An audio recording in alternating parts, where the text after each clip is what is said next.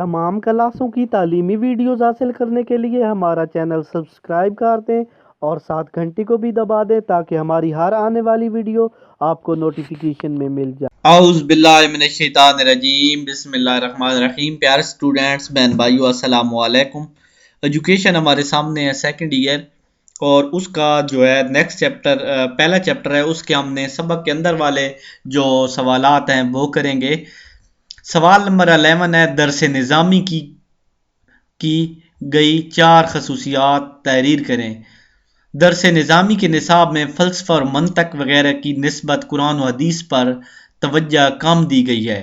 اس کے بعد نمبر 2 ہے، اس کا ہیڈنگ نصاب میں تاریخ اور جغرافیہ جیسے اہم مضامین شامل نہیں تھے۔ تیسری بات، صرف و نحو کی کئی کتابیں نصاب میں شامل تھیں۔ چوتھی بات، اس کے نصاب میں معلومات کی وسعت کی بجائے فہم و تدبر اور سوچ و بچار پر زور دیا گیا۔ سوال 12 ہے، امام غزالی کے نزدیک ایک معلم کی 2 ذمہ داریاں لکھیں۔ معلم اپنے قول و فعل کے مطابقت پیدا کرے، یعنی جو بات کہے وہ اس کے اندر ہونی چاہیے۔ دوسری بات، معلم طالبہ کے معیار اور استعداد کے مطابق گفتگو کرے۔ سوال نمبر 13، علامہ جو ہے زرنوجی، انہوں نے مطالعہ کا طریقہ کیا بتایا؟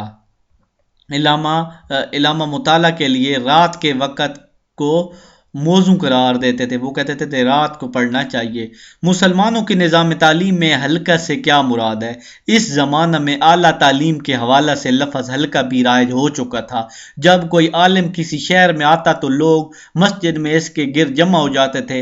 استاد چوکی پر مسجد کے کسی ستون یا دیوار کے ساتھ بیٹھ جاتا، شاگرد اس کے گرد حلقہ کی صورت میں جمع ہو جاتے۔ ادھر انہوں نے جمعہ لکھ دیا لیکن جمع ہو جاتے۔ استاد کسی فن کے مسائل زبانی بیان کرتا، شاگرد استاد کے لیکچر کو لکھ لیتے تھے۔ سوال نمبر 15، تعلیم جو ہے انسان کی طبعی ضرورت ہے۔ علامہ ابن خلدون کی اس سے کیا مراد ہے؟ ابن خلدون کا بڑا جو ہے نادر اور جدید تصور ہے کہ تعلیم انسان کی ایک ایسی طبعی ضرورت ہے جسے حفاظت نفس، خوراک اور لباس وغیرہ، جیسے حفاظت نفس، خوراک اور لباس ایسی ضرورت ہے۔ اس کے بعد علامہ زرنوجی جو ہیں، انہوں نے استاد کے انتخابات کے سلسلہ میں کیا بات کی ہے؟ علامہ زرنوجی نے اپنی کتاب میں معلم کا انتخاب کرنے کی تعلیم دی اور کہا ہے کہ طالب علم استاد کا انتخاب کرتے وقت دوسرے اہل علم سے مشورہ کرے اور معلم ایسا منتخب کیا جائے جو تجربہ کار اور پرہیزگار اور صاحب علم ہو۔ نیکسٹ ہے، ابن سینا کے نزدیک اعلیٰ علوم کا نصاب کیا ہے؟ ابن سینا کا وہ علوم جو حکمت و دانش پر مبنی ہوں۔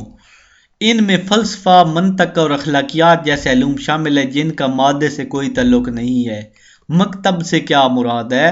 مکتب کا لفظ عموماً ابتدائی تعلیم کے ایسے مدارس کے لیے استعمال کیا جاتا ہے جہاں طلبہ کو لکھنے کا فن سکھایا جاتا ہے۔ ایسے مکاتب مساجد یا معلم کے گھر کے ساتھ قائم کیے جاتے ہیں اور مکتب کے استاد کو معلم کہا جاتا ہے۔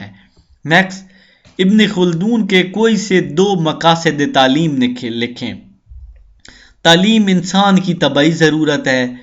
یہ کہتے ہیں کہ یہ ابن خلدون کا بڑا ہی نادر اور جدید تصور ہے کہ تعلیم انسان کی ایسی طبعی ضرورت ہے جیسے حفاظت نفس، خوراک، لباس وغیرہ۔ نمبر 2، اللہ کی معرفت۔ ابن خلدون کے نزدیک امام غزالی کی طرح علم کا مقصد معرفت الہی یا علم حقیقت کا اصول ہے۔ وہ خواص ہمسہ کی حقیقت کو بھی تسلیم کرتے ہیں۔ سوال 20 ہے، ابن سینا نے علوم کو کن 2 مدارج میں تقسیم کیا؟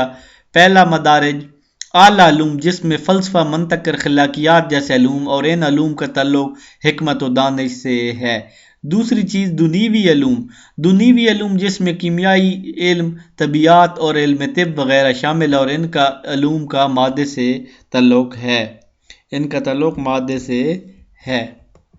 20 سوال ہو گئے، انشاءاللہ نیکسٹ ویڈیو میں اگلے سوال کریں گے۔